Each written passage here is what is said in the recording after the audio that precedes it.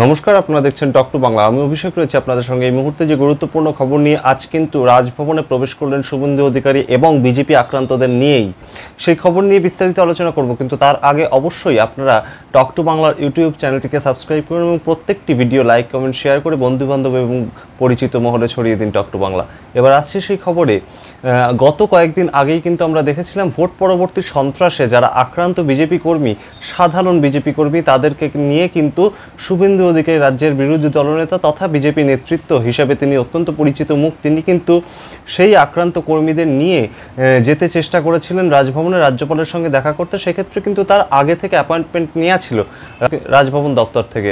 সেই ক্ষেত্রেও কিন্তু তিনি বাধার মুখে পড়েছিলেন কলকাতা পুলিশের তরফে, এবং 144 ধারা যে যুক্তি কলকাতা পুলিশ দিয়েছিল সেই হিসাবে কিন্তু তাকে ঢুকতে দেওয়া হলো না, এবং 100 থেকে 200 মিটার আগে কিন্তু তাকে আটকে দেওয়া হলো। পরবর্তীতে কিন্তু আমরা দেখেছিলাম যে এই যে ঘটনা, এই ঘটনাকে শুভেন্দু অধিকারী তার পরের দিনই কোর্টে মুভ করেন এবং হাইকোর্টের দ্বারস্থ হয়ে কিন্তু বেশ খানিকটা ভৎসনার মুখে পড়তে হয় বিচারপতি অমৃতা সিনহার কাছে কলকাতা পুলিশকে।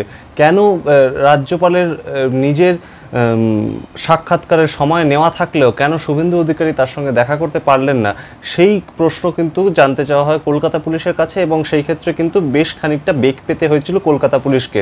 সুতরাং পরবর্তীতে কিন্তু অমৃতা সিনহা নিজে নির্দেশ দেন কোর্টের অর্ডার হিসেবে যে কোনো সময় শুভেন্দু অধিকারী আবার তার সময় মতন কিন্তু রাজ্যভবনে সময় নিতে পারেন রাজ্যপালের সঙ্গে সাক্ষাতের জন্য, এবং পরবর্তীতে কিন্তু তিনি যে কোনো সময় বিজেপি আক্রান্ত যে কর্মী, যে অভিযোগ বিজেপি বারবার করছে, তাদেরকে নিয়ে রাজভবনে যেতে পারে রাজ্যপালের সঙ্গে দেখা করতে। সুতরাং সেই অনুযায়ী কিন্তু আজ 16ই জুন বিকেলবেলা কিন্তু শুভেন্দু অধিকারীকে দেখা গেল অত্যন্ত তৎপরতার সঙ্গে। কিন্তু তিনি যে আক্রান্ত বিজেপি কর্মী, যাদেরকে বিজেপি অভিযোগ করছে যে তৃণমূলের মাধ্যমে তারা আক্রান্ত, বিভিন্ন জেলা থেকে উঠে এসেছে এবং বিজেপির কার্যালয়ে বর্তমানে তারা আশ্রয় নিয়েছে, তাদেরকে নিয়ে কিন্তু শুভেন্দু অধিকারী নিজে নেতৃত্ব দিয়ে ভেতরে প্রবেশ করলেন। রাজভবনের অন্দরে কিন্তু শুভেন্দু অধিকারী প্রবেশ করলেন, যা আগের দিন তাকে করতে দেওয়া হয়নি কলকাতা পুলিশের পক্ষ থেকে। এবং আজকে কিন্তু কলকাতা পুলিশের সামনে দিয়েই তিনি ঢুকলেন, এবং কলকাতা পুলিশ কিন্তু যারা যারা ভেতরে ঢুকেছেন তাদের সবার নাম নথিভুক্ত করেছেন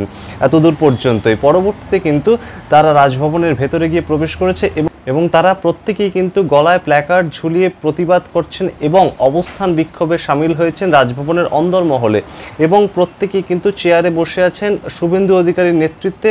এবং শুভেন্দু অধিকারীও নিজেও কিন্তু গলায় প্ল্যাকার্ড, সেই যে আক্রমণের ছবি, তা কিন্তু প্ল্যাকার্ড হিসেবে ঝুলিয়েছেন গলায়, এবং তিনিও কিন্তু এই যে প্রতিবাদীদের সঙ্গে সামিল হয়েছেন এই রাজভবনের অভ্যন্তরে।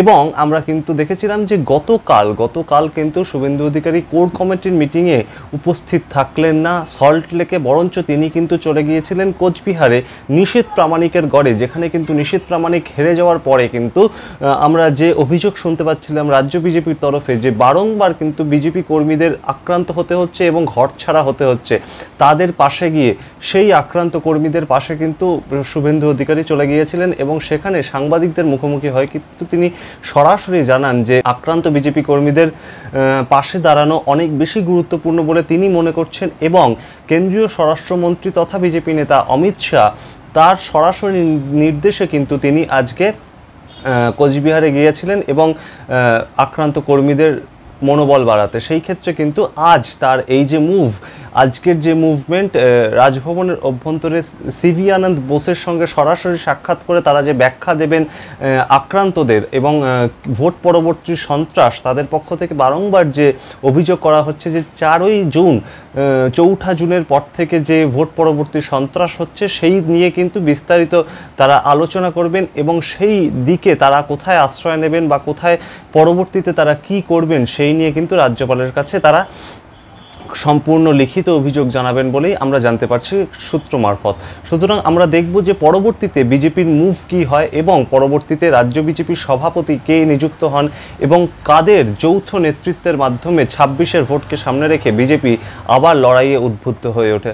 আমরা নজর রাখবো সেই সমস্ত দিকে, এবং আপনারা দেখতে থাকুন টক টু বাংলা প্রতি মুহূর্তে সমস্ত ধরনের রাজনৈতিক খবর পাওয়ার জন্য। ধন্যবাদ।